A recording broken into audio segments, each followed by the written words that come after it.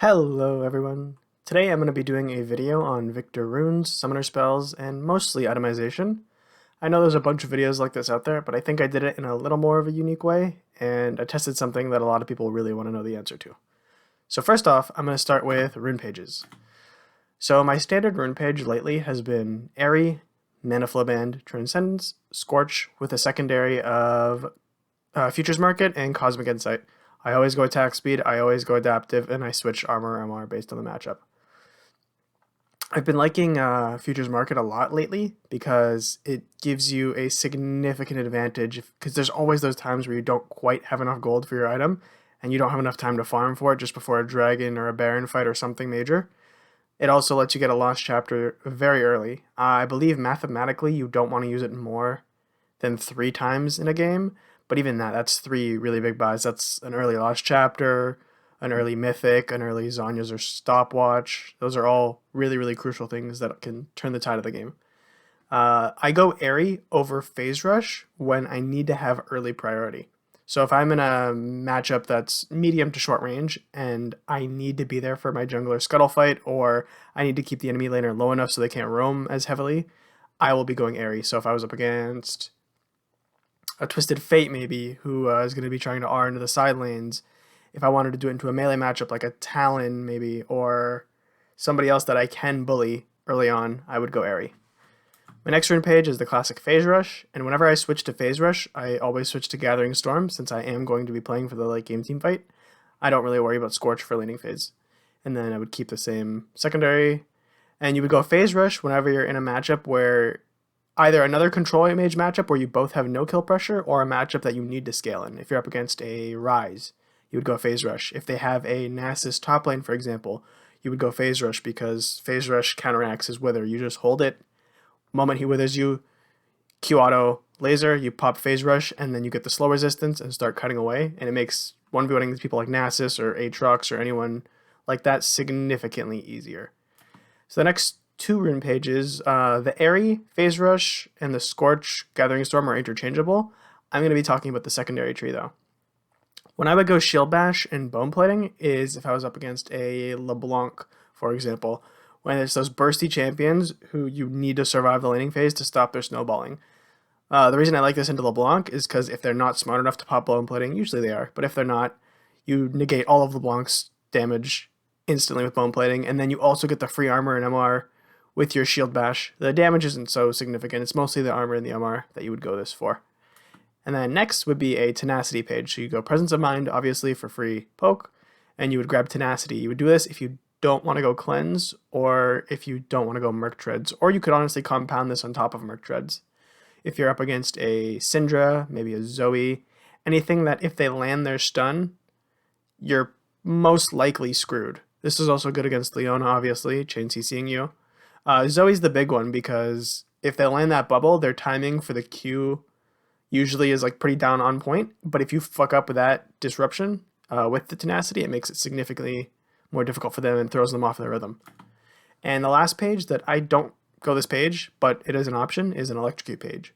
You would go this into something that you need to trade and survive aggressively on, that you don't want to put yourself in a dangerous position often. So like Airy, you're kind of constantly going in for laser poke. Electrocute, you're going in for the big trades, and then you're kind of backing off for a little while. So this would be good into an Aurelia, for example, where the Taste of Blood and Ravenous keeps you standing up nicely.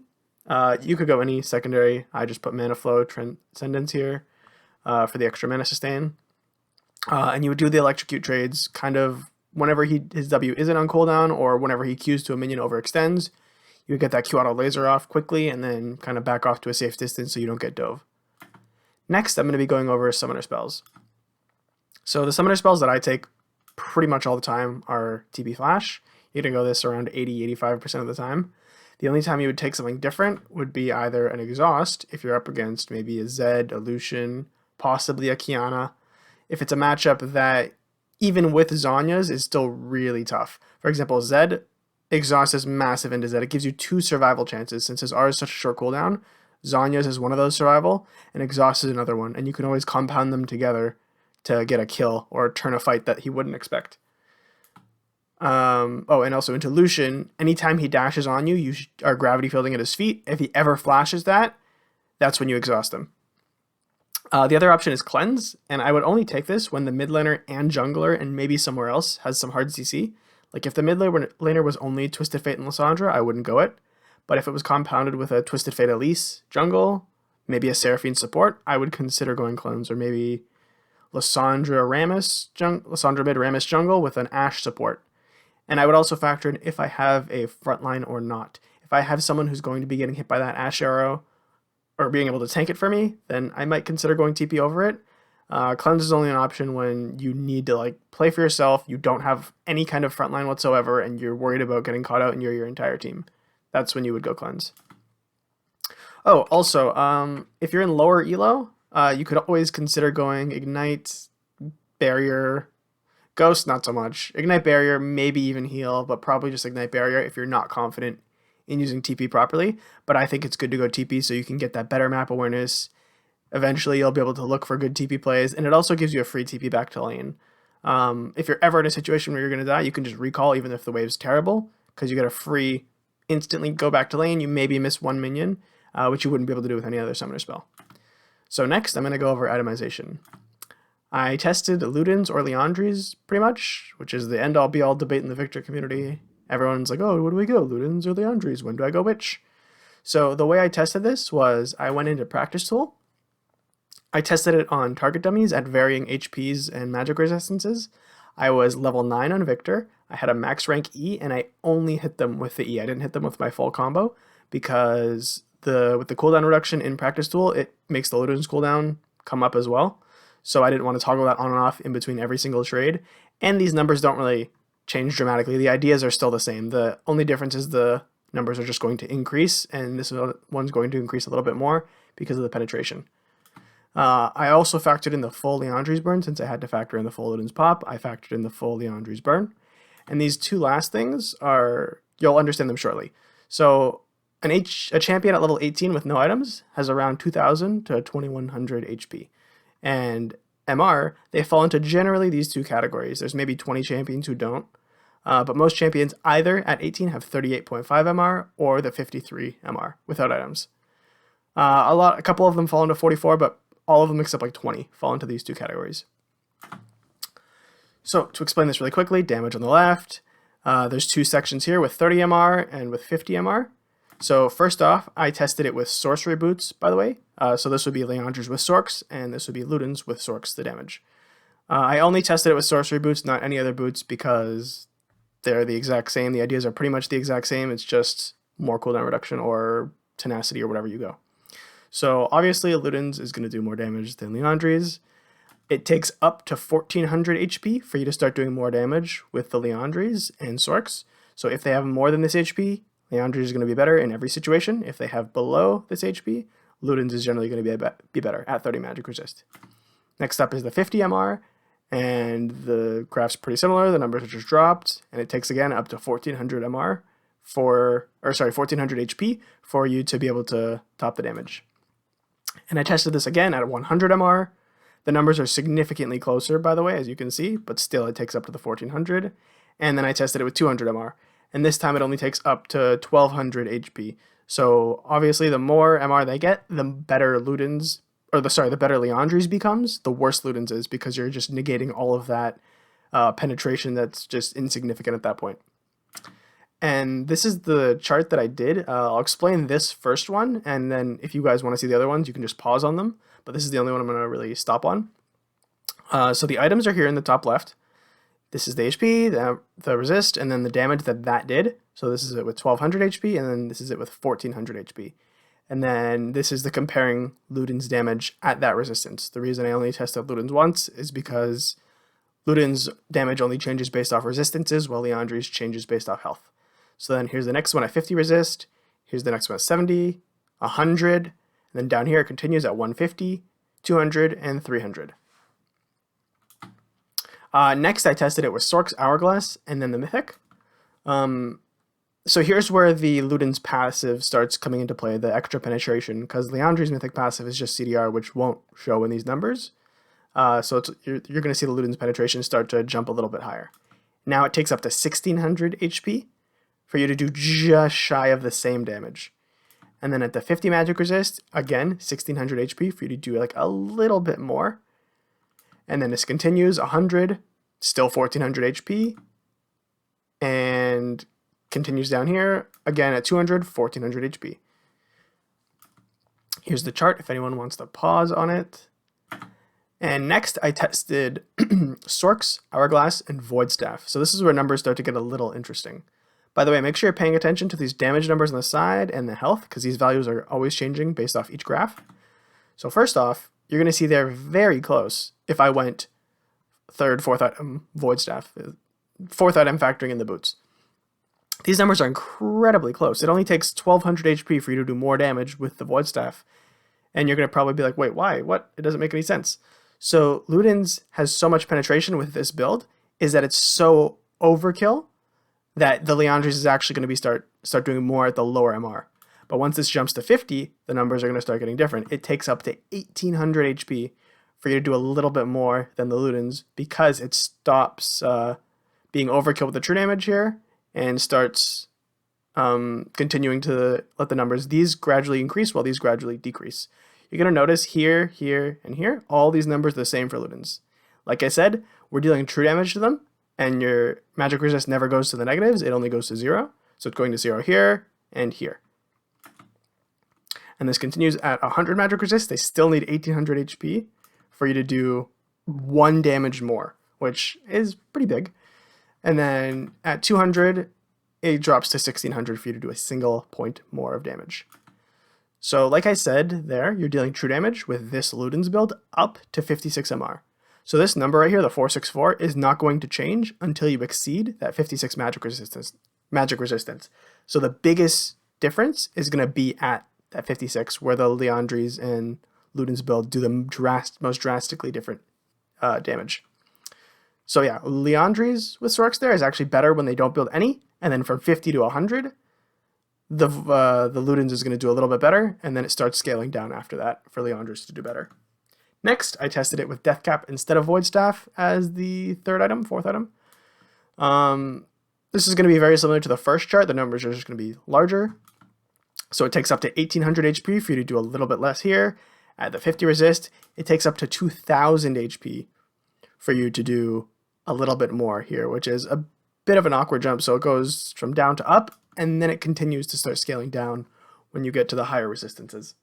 So then 1600 over here, and then 1400 when they have 200. And this is just shy of the damage. So if they have any more than this resistance, any more than this HP, the Liandry is going to be doing better in these situations. The reason I tested this was because I wanted to see the difference in damage between Death Cap and Void Staff. And if you actually go back and look at the charts, at the 50 magic resistance, if you look at Liandry's here, they both do 407 damage when the champion has 1000 HP and 50 resist. And Void Staff is 900 gold cheaper than Death Cap, yet it's going to be doing the exact same damage, if not more damage when they exceed this. You can see it here. So compare the last chart to this one. From the 50 to 55 range, Void Staff is significantly better for Liandry's at the 50 plus, and for 55 plus, Luden's is better than Death Cap. So pretty much at any point in the game, if you click on a champion, look at their magic resist in the top left, if they have more than 50, Void Staff is going to be more efficient than Death Cap in every situation. And now, lastly, I checked both Void Staff and Death Cap comparison, or Void Staff and Death Cap together, and this is probably the most drastic difference.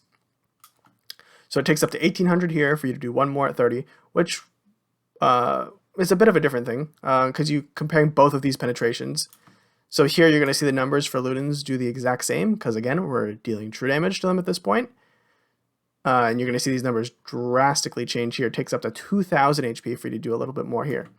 Even at the 100 magic resistance, look, it takes up to 2400 HP now for you to do the same, pretty much the same as Luden's. And then it starts to drop off the more resistance they get. But even at 200 resistance, Luden's is still doing pretty much the same damage as Liandry's, even at 1900 HP. And like we said, a champion at level 18 with no bonus HP is going to have around 2000 to 2100. That range obviously changes, but most champions are going to fall into that range. The reason that is because you're dealing true damage with this build up to 65 MR now. So the 609 isn't going to change at all until you exceed the 65 magic resistance. I also did test it with 6 items, but I didn't do a full chart. So down here, if you read this, at 6 items, this graph is just going to change even that much more, because you're dealing true damage up to 73 MR with a 6th item, with the Luden's build, that is. So at 73 MR or more is when it starts to fall off, but at that 73 MR and below, you're dealing maximum damage. So even though those numbers look incredibly Luden's favored, you're like, wait, why wouldn't I just go Luden's every game? I'm going to tell you why. Personally, why I prefer Liandry still. So all of those numbers don't factor in the ability haste of Liandry's, the mythic passive. So let's just say that with Luden's, your E cooldown is 7 seconds, and then with Liandry's, your E cooldown goes to 6 seconds. Even though it's more drastic than a second, I'm just using that for an example. The moment you get 7 lasers off, if you use them directly off of cooldown, you're getting a free ability because of that extra second difference. Because if you just kind of bank a second every time you use a laser, since that's the difference in cooldown, and use them directly off cooldown, once you hit that limit, you're getting a whole free laser in. So in the long run, it's dealing more damage, even though it's less damage in a bursty sense. Luden's also has a cooldown, while Liandry's only resets the burn every time you hit them. Luden's is going to have a 7 to 10 second cooldown, so pop's not always going to be there, while Liandry's burn is always going to be there. It's just going to reset it if you hit another ability. Liandry's helps do things like Herald, Dragon, Baron, and Jungle Camps significantly faster. Because of that percent HP burn, when they have 8k HP, 10k, 12k, 14k HP, you're going to melt those Dragons and Barons significantly faster than you would with the Luden's build. It just demolishes Luden's in terms of damage when you're attacking these things. And 1E, if you're not too far behind, 1E on Raptors will kill the little Raptors with the full Liandry's burn. And if you have Luden's, it'll take 2 E's to clear Raptors, which honestly, those seconds add up. Liandry's also keeps Oblivion Orb healing reduction on the target for 7 seconds instead of 3. Since the Liandry's burn deals magic damage, and that lasts 4 seconds, and the Oblivion Orb healing reduction lasts 3 seconds, it's going to keep that healing reduction on every single tick, and then once that 4 seconds is up, the 3 seconds left will be on for the healing reduction for the Oblivion Orb. So if you hit them with 1E off of cooldown, they're going to be healing reduced for the whole fight. So if I'm just kind of hitting their backline with an E or whatever, multiple Eing on their front line and maybe hit their backline, their healing reduction is on for pretty much the whole fight if I hit the next D off cooldown. The only times I will go Luden's over Liandry's is if somebody else on my team is building Liandry's. So if I have a brand support or a Karthus jungle who I know are going to be going Liandry's, I would go Luden's because, like I said before, the Liandry's burn doesn't stack. So if I hit him with an ability and Bran hits him with an ability half a second later, his Liandry's burn is going to take over and mine's going to be just canceled out, while the Luden's pop will stack with the Liandry's burn. Those will both hit fully. So, item order.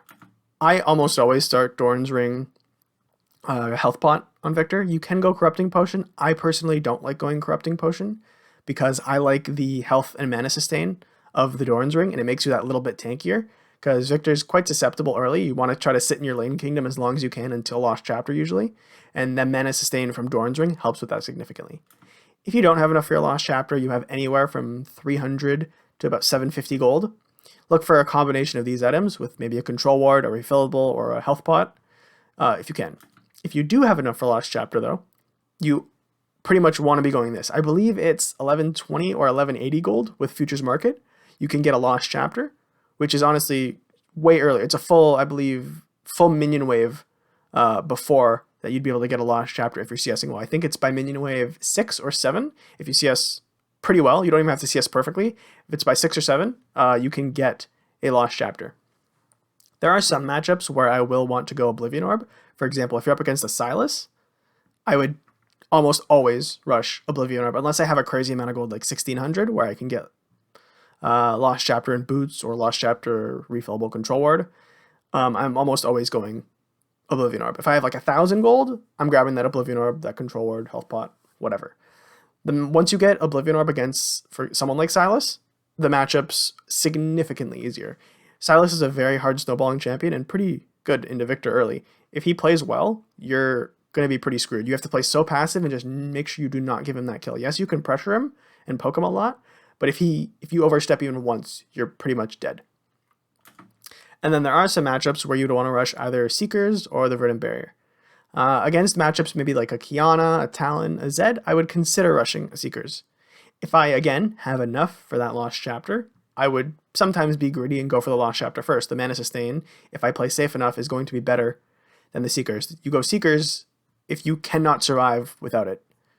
You would go Verdant Barrier in the same situation, but if you're up against the Mage, like if you're up against a double AP maybe, mid-jungle, like a LeBlanc Lilia, rushing Verdant has double value because you're pretty much going to be taking only magic damage for the duration of laning phase, since supports roam, yes, but it's unlikely that the top laner or bot laner is going to be coming middle before towers are gone.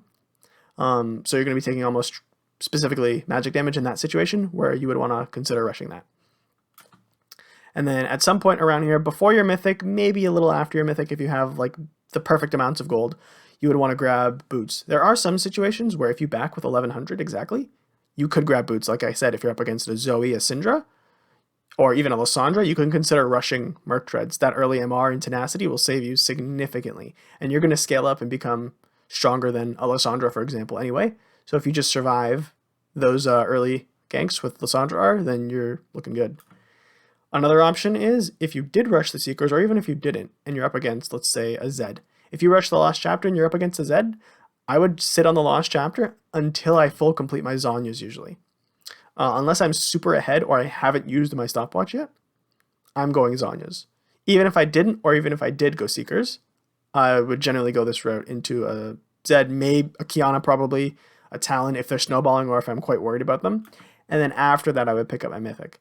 If I wasn't going this, I would go directly to my Mythic, boots, so I would try to rush those as soon as I can. And then if I grab my Mythic and I wasn't up against a Zed, if I was in a different matchup, I would look for either Banshees or Zhonya's, or if I did get a Dark Seal and I'm doing well, I'm snowballing, I have Flash Up, maybe look for Medjai's here. But generally, you'll be looking for Zhonya's or Banshees depending on how the game's going or what the enemy team has. Around 15 to 20 minutes, you want to switch to your Blue Trinket, make that a pretty consistent thing. You can switch earlier sometimes, but I generally wait until that point because that's when laning phase is generally over, and Baron's going to be coming up at 20 minutes, not around, at 20 minutes. So you want to be getting the Blue Trinkets and to spot out the Baron if they try to sneak it, or for the Dragons. After this is where you can go a couple different routes. So if you didn't go healing reduction back here, you can think about, do I need healing reduction now? Do they have a Soraka? Do they have Yuumi? Do they have an Aatrox? Do they have a Red Cane? Do they have anything that's got significant healing? Do they have a Yone who went Shield Bow? Something like that. You can always pick up healing reduction whenever you need. It's only 800 gold and it is such a significant buy. You could pick it up here, you could pick it up here. Wherever you really need it, don't hesitate to pick it up.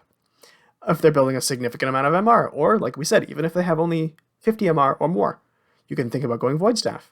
Do you not need healing reduction? Then you can go directly to your Death Cap and Void Staff. If they don't have that 50 MR, if they're below that, and you didn't need the healing reduction, you can just go directly here, complete the Death Cap, then complete the Void Staff. After that, if you did get the healing reduction, I'd probably look to complete my Morello after this. There are games where I will complete Morello 5th item before I complete Death Cap, because I know the game's going to end and I don't have enough gold to get I do have enough gold for a needlessly large rod, but I could also full complete Morello, which gets you more CDR from Mythic passive. You're missing out on a little bit of AP, but then you get the more CDR. The only time I will go Lichbane is after I go Death Cap. I only like the Lichbane empowered auto damage once it's amped by Death Cap, because that AP makes it so dramatic and you become so bursty. And I do only go Lichbane 6th item when I have spare room, which generally I don't. My general full build will usually be Sorks, Liandry's, either Zhonya's or Banshees. Sometimes I'll go both, but either Zhonya's or Banshees usually. Then I'll have a Death Cap, Void Staff, and my last item will usually be a Morello. I'll probably sit on Oblivion for a lot of the game and then complete Morello last. If you don't need healing reduction though, you can definitely replace the Morello with, or let's say the rest of your team entirely has healing reduction and they don't even have that much healing, you can look to go the Lichbane instead of the Morello last item. Now, a lot of Viktor players don't really know when to go Seraphs and Cosmic Drive. In solo queue, I personally hardly ever go these items. I never go Seraphs and I hardly ever go Cosmic. Seraphs is a very good scaling item on Viktor if you pick up a tier somewhere early on around here. It's a very good scaling item, but I don't think solo queue games are consistent enough for you to rely on scaling every single time. I like to go for as much immediate power as I can. I like to pick up those healing reduction, the Zanyas, the stopwatch. I like to pick up all the things that are going to be immediate to me that will help me snowball into the game harder. If you know a game's going to go long, yeah, you could pick up a tier early and look to go Seraphs, but I don't think it's reliable enough because you're not 100% when games are going to be going that long. Cosmic Drive, the only time I will go Cosmic Drive is if I don't need Banshees or Zanyas, which is hardly ever. Maybe 1 in 50, 1 in 100 games I'll go Cosmic Drive because I won't need a use for one of these. There are games, by the way, where I will go both, like I said. If they have a Zed and a Blitzcrank, for example. Zed, I absolutely need the Zanyas. Blitzcrank, if I'm worried about getting hit by a blind hook over a wall, Banshees significantly helps that. You can't get hit by an ability. As long as it's not popped, you're unable to get hooked. Or you're unable to get hit by an Ash Arrow blindly from Fog of War. Going both of them is a little bit of a passive thing to do, but I think it is absolutely reasonable to go. Because we're not going to play perfectly, we're not going to position perfectly. If you did position perfectly, you would only need one or none of these, and you would just go as much damage as humanly possible, but nobody plays perfect. You're going to always find a use for one or both of these. Thank you for watching, everybody. This video actually did take a fair bit of work to do, so if you did enjoy it, please like and subscribe. Maybe follow my Twitch. The link to that's going to be down below. I'm also going to put a link to the Excel spreadsheet below, which has all the data from me testing the difference between Ludens and Liandrys. So if you want to see that data, that's going to be down below. Thank you for watching, guys. If there's anything you disagree with or are confused about or anything you liked or didn't like, let me know down below. I really, really appreciate that. See you guys next time. Thanks for watching.